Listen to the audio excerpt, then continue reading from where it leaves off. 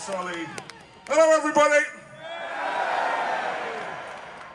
You're right, I'm not supposed to be here, I'm not supposed to be talking, but we've got a few things to say, and I'm going to start with a bit of honesty.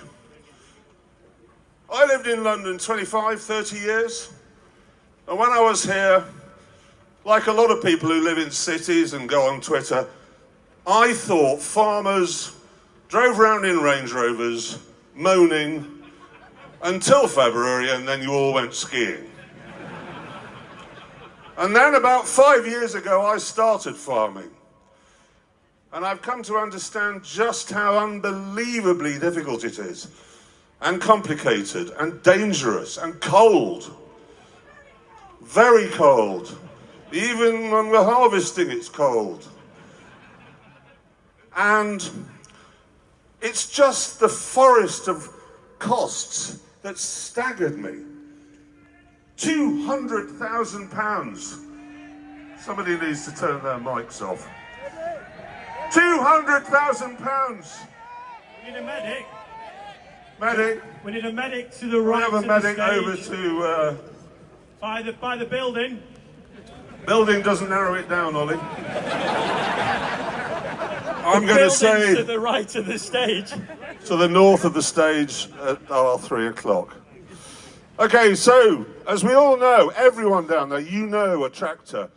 £200,000 for a medium-sized one. A combine, £500,000. All the equipment costs a fortune. And if you try to price what you're selling to accommodate that, there's just a lot of moaning. You get people saying, well, I shouldn't pay that. I can get a chicken from abroad. Yeah, you can.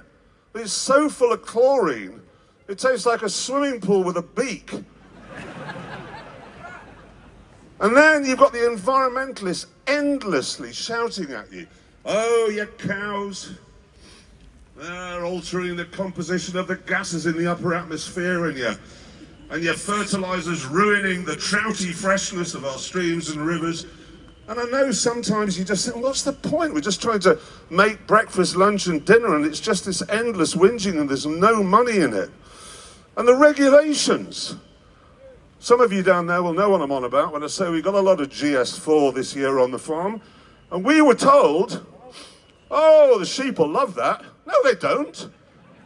They're standing looking at it in the same way that a 5-year-old looks at an olive. They don't want to eat it. And so we have all of this complication and all of this cost. And there's very, very little money in it. Very little money, as you know. And then we got the budget. Now, I know a lot of people all across the country in all walks of life took a bit of a kick on the shin with that budget. You lot got a knee in the nuts and a light hammer blow to the back of the head. Because we had pickup trucks, double cab pickup trucks, being reclassified as company cars. 211% tax rise there. £50 carbon tax on a bag of fertiliser. The basic farm payments altered in such a way that we're getting a lot less than we thought we were going to get. And then there was the inheritance tax business. Honestly, I don't know where to start. I know you've heard a lot about it today, and I'm not going to dwell on that. I will just say this. Rachel Reeves has told us, what is it, 72%? 72% of farms are going to be unaffected by this. I've just been interviewed by Victoria Derbyshire for Newsnight. Let's see if we can educate her here, if she's still around, Victoria. How many people here, if you'd raise your hands, are from a family farm? I want to see, right. I hope we can see that. I hope we've got our cameras from the show up high to see. That's a lot of hands. Now, keep them up, and I want you to lower them if you think, and you've had time to work this out, you think you're going to be unaffected by the changes to APR and BPR. Put your hands down if you're going to be unaffected. Thank you. My case rests. I want Newsnight to see that.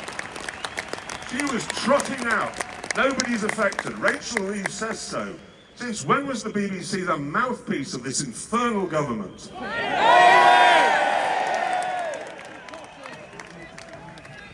I've got to get the brakes on. The trouble is I'm off my tits on codeine and paracetamol up here.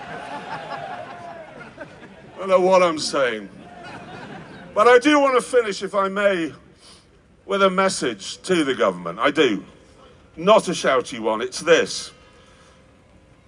For the sake of everybody here, and for all the farmers who are stuck at home today, paralysed by a fog of despair over what's been foisted upon them, I beg of the government to be big, to accept that this was rushed through, it wasn't thought out, and it's a mistake. That's the big thing to do, admit it, and back down. Thank you, everybody. Have a great day.